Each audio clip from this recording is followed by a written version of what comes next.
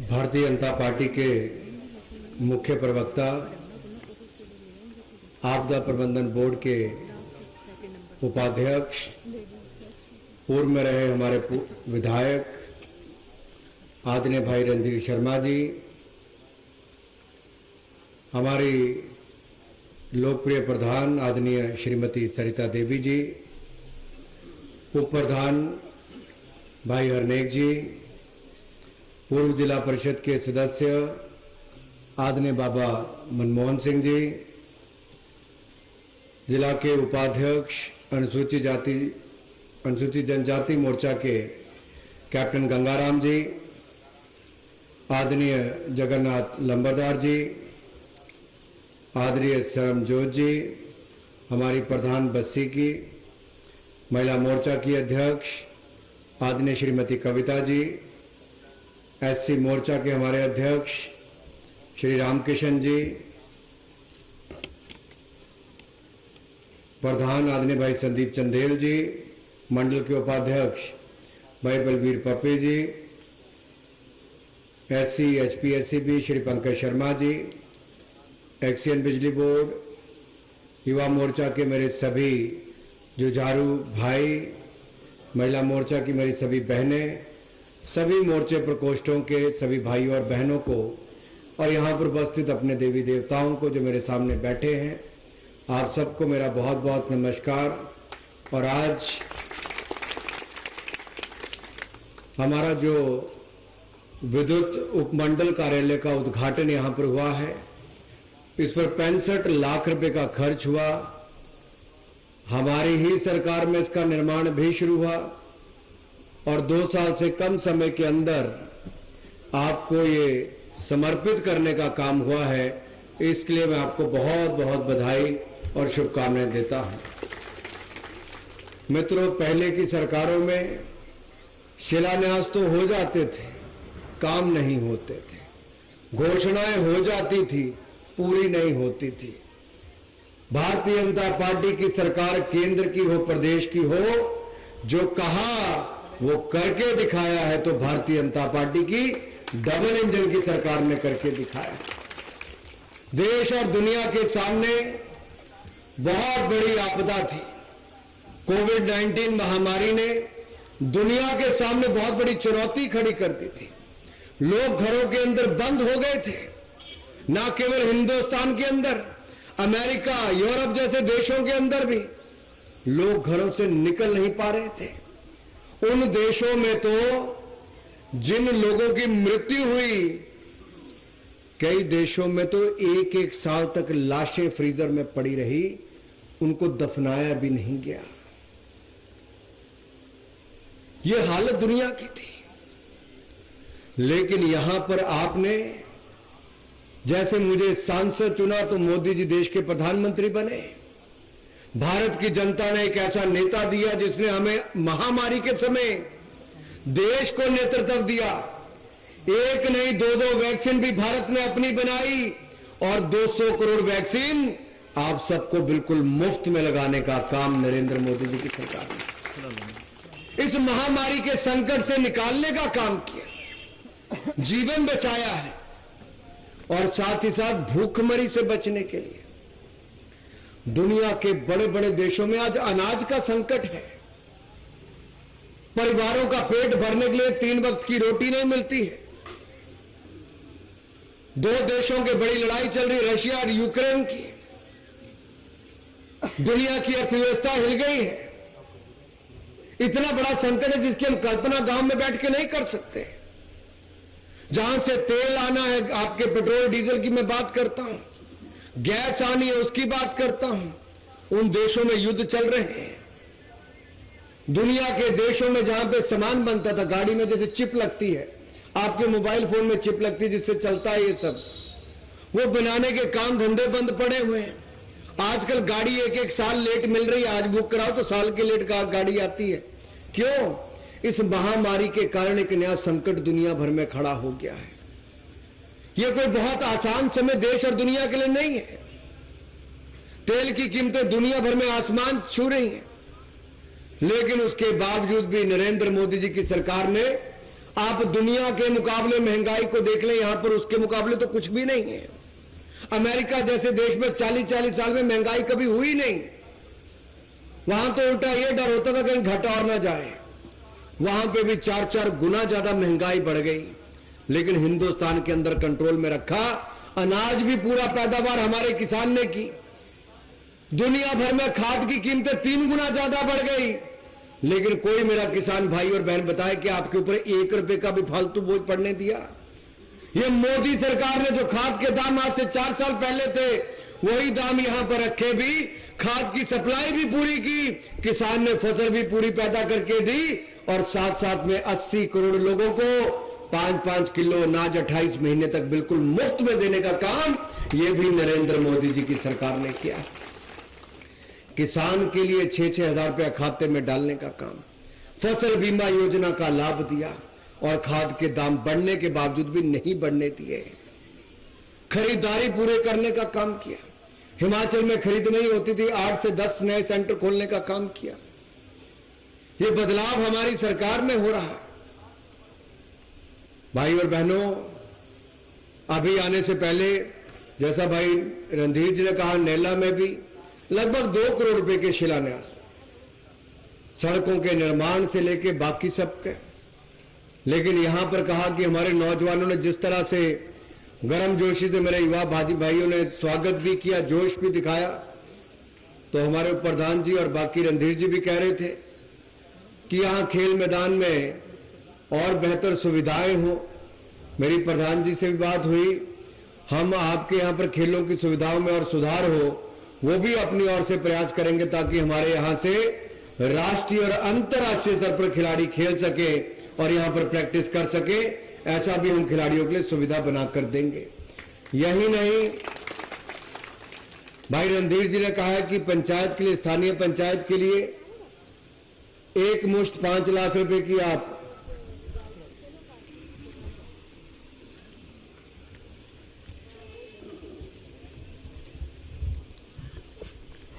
जिम्मेदारी भी लिख के देता है।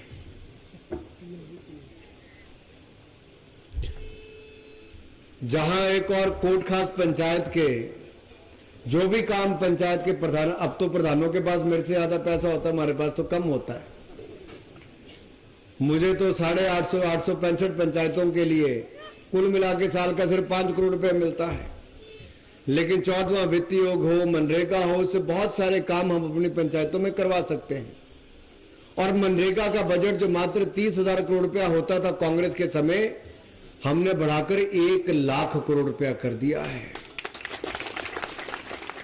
जो कांग्रेस के समय पैसा खा लिया जाता था, हमने आपके बैंक खाते खुला के मनरेगा की दिहाड़ी भी सीधा बैंक खाते में डलवाते हैं ताकि कोई पैसा खाए ना। ये भी हमने सुनिश्चित किया। लेकिन फिर भी पंचायत में कई बार कन्वर्जेंस में, डबटेल करने में पैसे की आवश्यकता पड़ती, कुछ और बनाना हो तो भी। मेरा निवेदन आपसे रहेगा, सामुदायिक भवन आप जब भी बनाएं तो मनरेगा का पैसा, मेरे सांसद निधि का पैसा, 15वें वित्त आयोग का पैसा, सबको जोड़कर थोड़ा बड़ा भवन बने ताकि उसमें किसी ने भी बड़े से बड़े कार्यक्रम हो वो हो जाए, ताकि कमी कहीं पे ना रहे। हम छोटे छोटे भवन बनाते, उसका उपयोग ज्यादा नहीं होता है। चाहे 3 की बजाय 1 ही बनाओ, बढ़िया बनाओ, ताकि वो आकर्षण का केंद्र भी बने और उसमें ज्यादा सुविधाएं भी हो। जब आप एक बड़ा भवन बनाएंगे, उसके साथ चाहे 2 छोटे कमरे बना दो। किसी ने महिला मंडल की टीम ने अपना सामान रखना तो वहां पे रख ले, बर्तन से लेके बाकी सब, बैठना तो वहां, और कार्यक्रम बड़े भवन में हो जाएगा। ऐसे एक छोटा कमरा उसके साथ युवा की टीम के लिए बन जाए ताकि खेलों का सामान वहां पे रखना तो रख ले। वही हॉल सारा साल खाली पड़ा होता है। इवेंट तो कितने होते हैं साल भर में, शादियां 30, 40, 50 हो गई, लेकिन 315 दिन का इस्तेमाल उसका क्या होगा? उस बंद बड़े हॉल के अंदर हमारे युवा कबड्डी की प्रैक्टिस भी कर सकते हैं, जूडो की भी कर सकते हैं, टीटी भी खेल सकते हैं, बैडमिंटन भी खेल सकते हैं, और कई सारी सुविधाएं उसके अंदर हो सकती है। 15-20 खेल अंदर ही खेलने की सुविधा वहां पर भी हो सकती है। इसलिए आप भवन का साइज ठीक बनाएं ताकि उसमें कोई कमी ना आए। मैं 5 लाख रुपए अपनी ओर से उसके लिए भी देता हूं, आप कोई भी काम यहां पर करना चाहे। इसके अलावा युवाओं के लिए आपने 3 जिम की मांग की है, मैं अपनी ओर से 3 जिम भी यहां पर इस इलाके में देने के लिए घोषणा करता हूं। कोट खास पंचायत में आपने कहा कि खेल के मैदान में सुधार करना है। मैं एक टीम यहां पर भेज दूंगा, आप जो भी वहां पे कहेंगे क्या क्या सुधार करना है हम वो भी करके देंगे, ताकि हमारे युवा साथियों को कोई कमी ना हो। बास्केटबॉल कोर्ट से लेकर बाकी बनने तो हम उसमें भी आपकी मदद करेंगे, ताकि यहाँ के नौजवान कहीं दूर ना जाना पड़े। फौज की ट्रेनिंग लेनी हो तब भी उस खेल मैदान में भागें, खेलना हो तब भी वहां पर करें, ताकि नशों से दूर रहे, स्वस्थ भी रहे और अच्छे खिलाड़ी बनने का काम भी हो। ऐसा हम सब प्रयास करें। भाई और बहनों, हालांकि भाई रणधीर जी विधायक नहीं बन पाए, उसके बावजूद भी बहुत प्रयास किए और बहुत विकास भी किया, लेकिन फिर भी बहुत सारी मीटिंगों में आप नहीं जा सकते, विधायक नहीं हो। विधानसभा में आप मांग नहीं उठा सकते, विधायक नहीं हो। एमएलए प्रायोरिटी में पैसा नहीं डाल सकते क्योंकि विधायक नहीं हो। तो ऐसे बहुत सारे काम आपके रुक जाते हैं और हक नहीं रहता। फिर वो एक गाना ना, साडा हक इत्थे रख, है ये गाना कि नहीं है? तो आज रणधीर जी भी कहते हैं मेरा हक, यानी कि साडा हक, पूरा हक। आप हक के साथ हम आपसे वोट मांगने आए हैं। देखिए, बिजली के बिल अधिकतर परिवारों के माफ हो गए, पानी के बिल आपके माफ हो गए, 5-5 किलो अनाज एक एक व्यक्ति के नाम पे हर महीने एक्स्ट्रा मिलना शुरू हो गया। जितना मिलता था उससे दुगना मिलना शुरू हो गया। गांव में सड़कें, हर घर को बिजली का कनेक्शन मिल गया, 4-4 एलईडी के बल्ब मिल गए, 5 लाख का इलाज परिवार को मुफ्त में हो गया। अब खर्चा हमारा उस तरह से हमने कम करना शुरू किया, सरकार की मदद ज्यादा बढ़ा दी। और ये तब हुआ जब डबल इंजन की सरकार केंद्र और प्रदेश में भारतीय जनता पार्टी की सरकार बनी, तब जाकर हो पाया। लेकिन भारतीय जनता पार्टी की सरकार में मेरा यहां का विधायक नैना देवी का नहीं बन पाया, तो उसका बहुत नुकसान हुआ है। वो कड़ी आप एक जोड़ दीजिए, उप प्रधान से लेकर सांसद तक है, लेकिन विधायक वाली कड़ी मिसिंग है। डीडीसी की सदस्य भी है। इसलिए मेरा आपसे निवेदन है कि जो पिछली बार कमी रही हम उसको पूरा करेंगे और इस बार तो रिकॉर्ड मतों के साथ भाई रणधीर जी को विधानसभा में भेजें। पिछली बार विधायक बन गए होते तो ना जाने क्या बन गए होते। आप कल्पना कीजिए, ना जाने क्या बन गए होते। लेकिन वो कमी हमारे इलाके के लिए रह गई। हम अपने इलाके का नुकसान नहीं होने देंगे। एक एक पोलिंग बूथ पर इस बात का ध्यान रखेंगे कि हम अपना पोलिंग बूथ संभालेंगे। अपने रिश्तेदारों को फोन करके बोलेंगे कि भाई रणधीर जी को इस बार रिकॉर्ड मतों से जिताना है। और मुझे पूर्ण विश्वास है आप लोग वो करेंगे, क्योंकि मोदी जी ने तो दुनिया भर में भारत का नाम रोशन कर दिया है। यूक्रेन में हमारे 27,000 नौजवान छात्र छात्राएं फंसी, मिसाइल चल रही थी, बम के गोले फूट रहे थे, गोलियां चल रही थी। अगर देश के अंदर होता तब भी किसी को निकालना मुश्किल होता।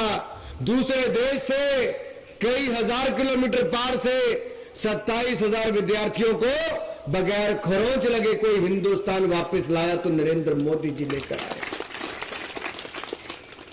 आप मेरे पूर्व सैनिक भाई 1 रैंक 1 पेंशन की मांग करते थे, किसने पूरी की? नरेंद्र मोदी जी ने पूरी की। हम दुनिया से हथियार लाते थे, अब दुनिया से हथियार लाने बंद कर दिए। अब हिंदुस्तान में हथियार बनने शुरू हो गए।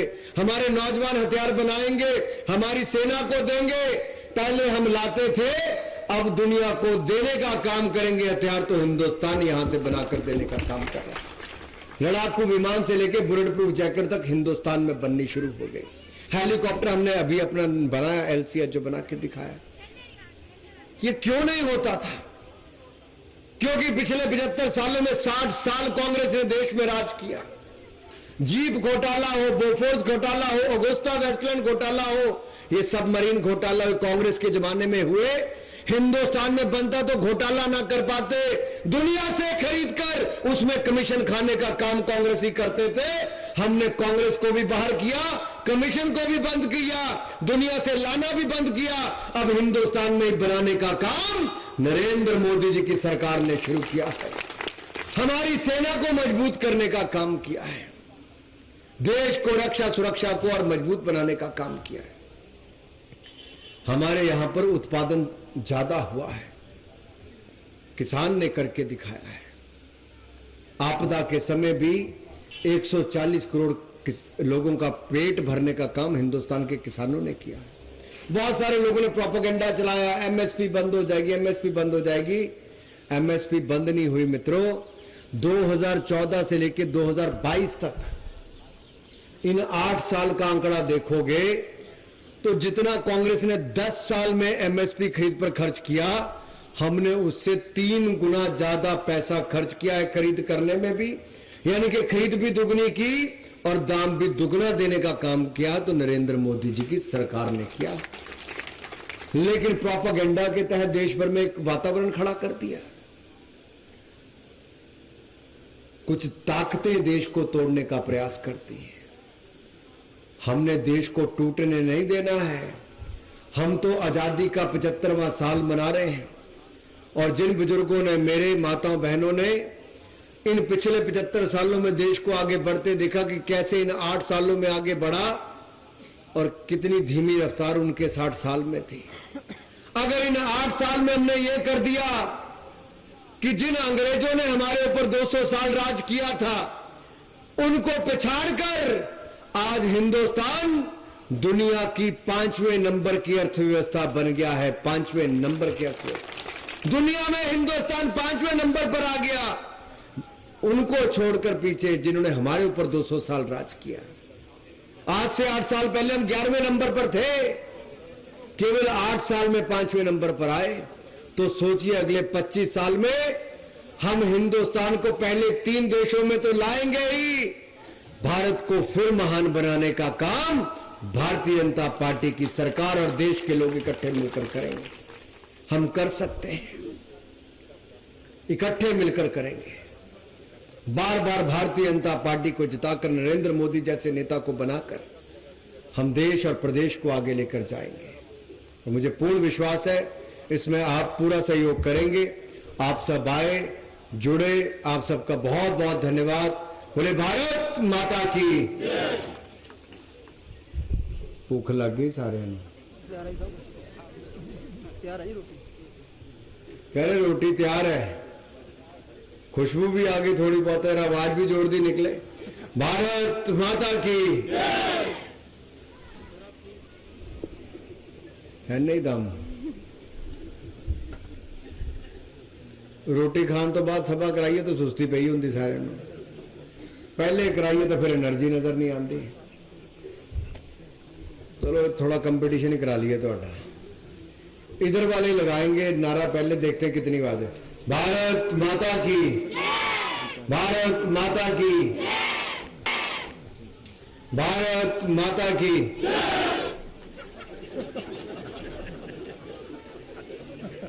भारत माता की। देखो एक मौका देगी और फिर भारत माता। थोड़ी आगे आउंदी, थोड़ी आगे आउंदी आवाज आई। पिछले रोटी दे नेड़े ना सारे ताई नहीं आवाज आ रही। अब जरा दोनों हाथ ऊपर उठा के लगाओ, सब इकट्ठे नारा, फिर देखो कैसे लगता है। भारत माता की, भारत माता की, भारत माता की। वंदे वंदे वंदे। भारतीय जनता पार्टी जिंदाबाद, भारतीय जनता पार्टी जिंदाबाद। बहुत बहुत धन्यवाद।